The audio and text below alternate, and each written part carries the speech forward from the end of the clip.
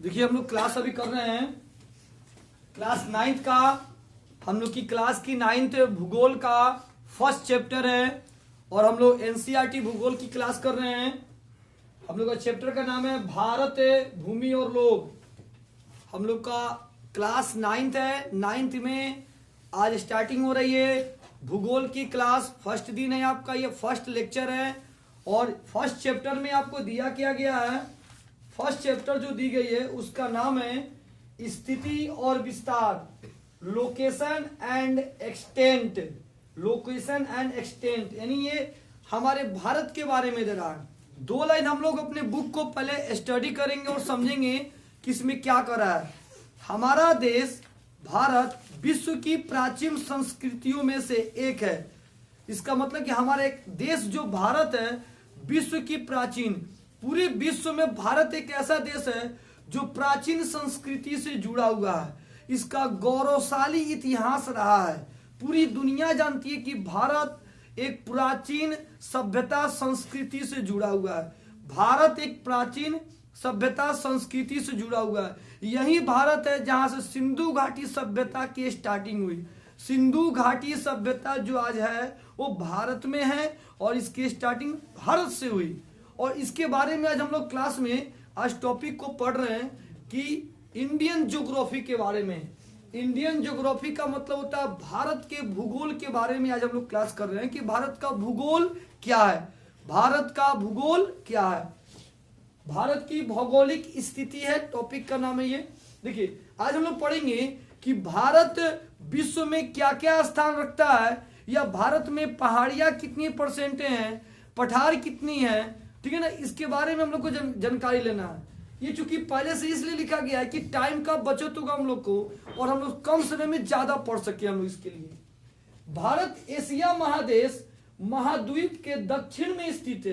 पूछा जाएगा भारत कहाँ स्थित है, तो भारत एशिया महादेश के दक्षिण में स्थित है।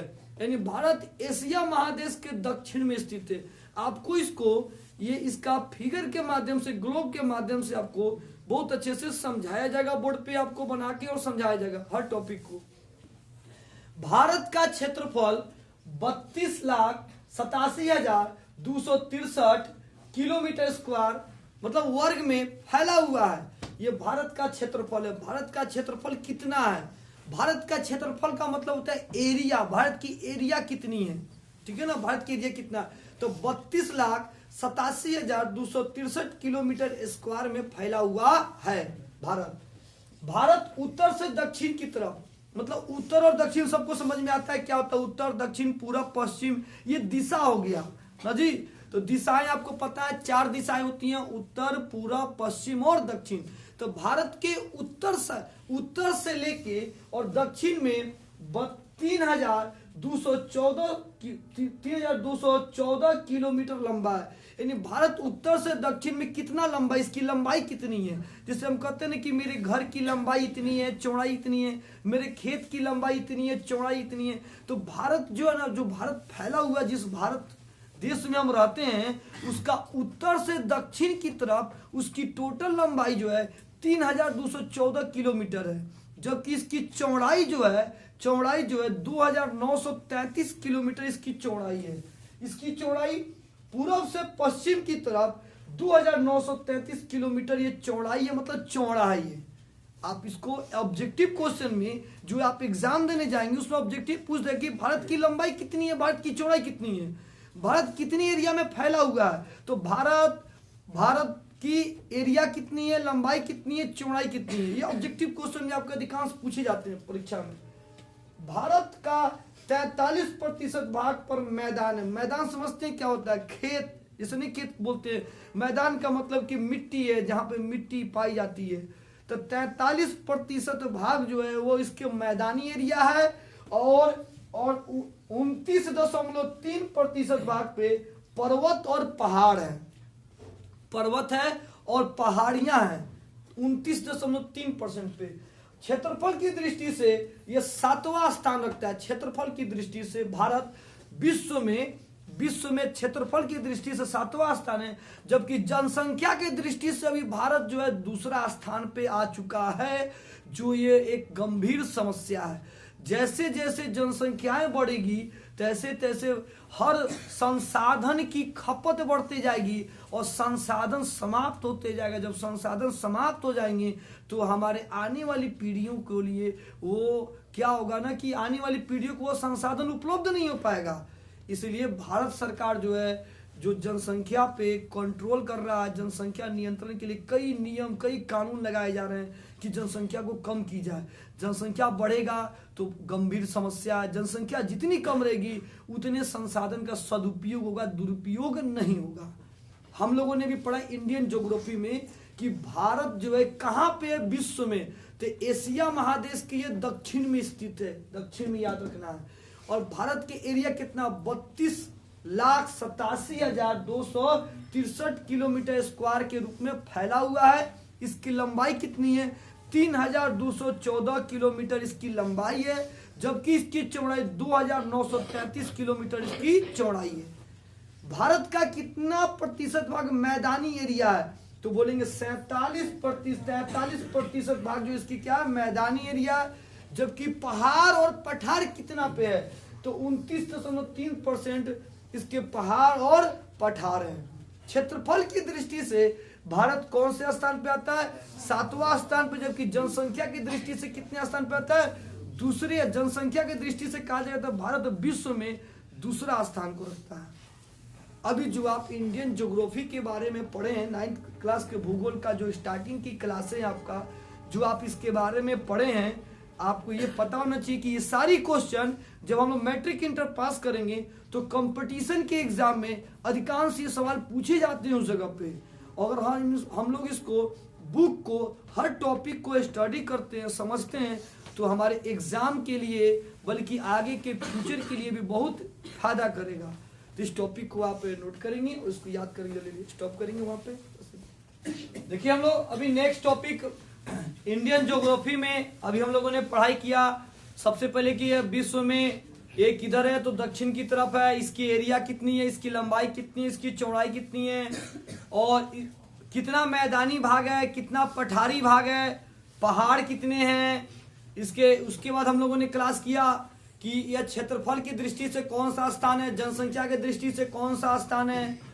अब हमको ये पढ़ना है कि ये भारत का जो मैप है, भारत का जो मानचित्र है वो किस अक्षांश से कैसे कैसे जा रहा है, उत्तर में कितने डिग्री पे है, दक्षिण में कितने डिग्री पे, उसके बारे में समझना है। और इसको हम मैप के माध्यम से भी समझेंगे।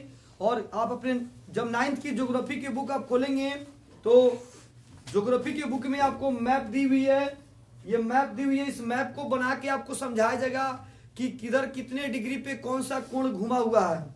चलिए इसको पहले हम लोग थ्योरी को पहले समझते हैं कंप्लीट। भारत का मुख्य भूभाग है 8 डिग्री 4 इसको मिनट पढ़ते हैं, 1 पाई दिया गया इसको मिनट पढ़ते हैं, अगर 2 पाई आएगा उसको सेकेंड पढ़ते हैं, सेकेंड मिनट सेकेंड। देखिए 1 पाई दिया हुआ जैसे इसको पढ़े 8 डिग्री 4 मिनट 7 सेकेंड, एक समझाने के लिए लिया गया। इसको degree minute second, degree minute second बोलते हैं, डिग्री मिनट सेकेंड, डिग्री बोलेंगे इसको मिनट पढ़ेंगे और 2 लाइन खींचेंगे इसको सेकेंड बोलते हैं। तो भारत का मुख्य भूभाग, भूभाग का मतलब भू मतलब भूमि होता है, भाग मतलब उसका जो भाग है जो उसकी एरिया उसकी बात कर रही है। तो भारत का मुख्य भूभाग 8 डिग्री 4 मिनट उत्तरी अक्षांश से 37 डिग्री 6 मिनट उत्तरी अक्षांश के बीच है।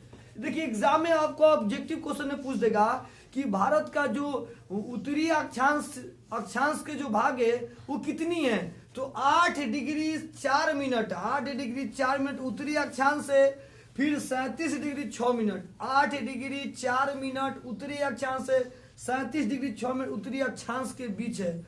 जबकि दक्षिण में किस तरह से है, दक्षिण में कैसे है, तो देखिए और 68 डिग्री 60 मिनट पूर्वी देशांतर से 97 डिग्री 25 मिनट पूर्वी देशांतर के मध्य फैला हुआ है। ये भारत की अपना मुख्य भूभाग है। भूभाग का मतलब इसकी एक एरिया है। फिर से बात करते हैं, भू का मतलब भूमि, भाग का मतलब उसका जगह, उसका एरिया की बात कर रही है।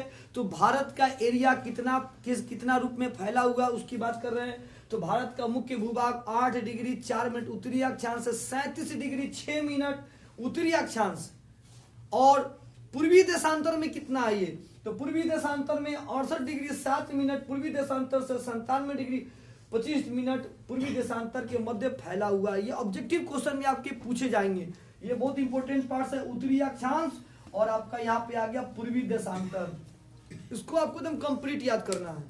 आगे देखते हैं, भारत मोटे तौर पे जो है ना वो एक त्रिभुजाकार है। ऐसे देखा जाए जो भारत के जो मैप दिया हुआ है थोड़ा सा कम दिखेगा आपको मोबाइल पे, ये त्रिभुजाकार है, ट्राइंगल की तरह, ये ट्राइंगल की तरह ये मैप दिया हुआ, आपको मैप बना के समझाए जाएंगे।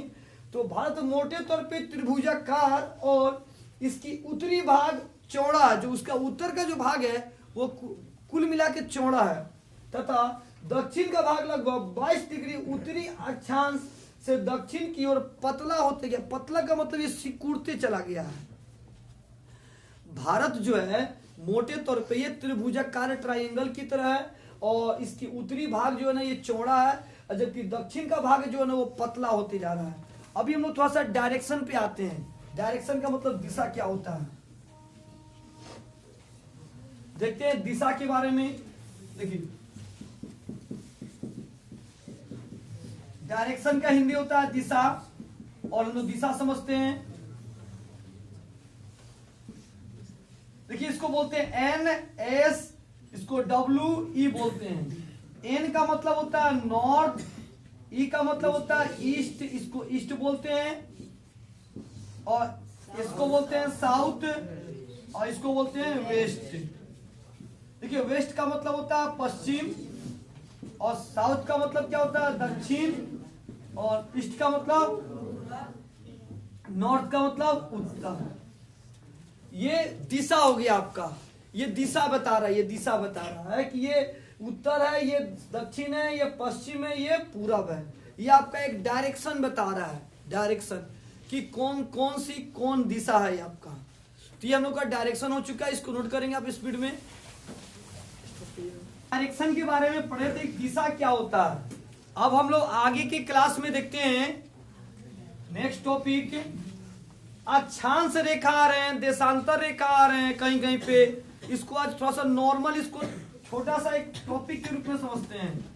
देखिए अक्षांश रेखा बातें नहीं करेंगे, ये आपका एक पृथ्वी हो गया, अर्थ हो गया, एक नॉर्मल एक अर्थ बनाया ग्लोब की तरफ पे समझिए।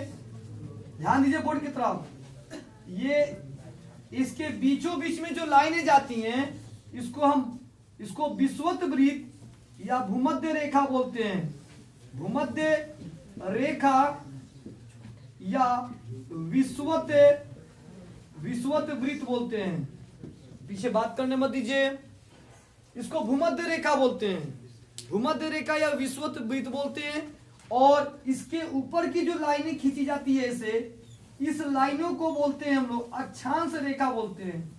ये आपकी अक्षांश रेखाएं हो गए हैं। तो हम लोगों ने समझा कि अक्षांश रेखाएं क्या होती है। अक्षांश रेखाएं हो गई जो बीच की जो लाइनें खींची गई हैं, ये भूमध्य रेखा या विषुवत वृत्त बोलते हैं। ये भूमध्य रेखा क्या करता है, पृथ्वी को दो भागों में बांट देता है, दो भागों में, आधा भाग ऊपर हो गया, आधा भाग नीचे हो गया, तो दो भागों में बांटा। ये भूमध्य रेखा क्या करती है, इसको दो भागों में बांट देते हैं।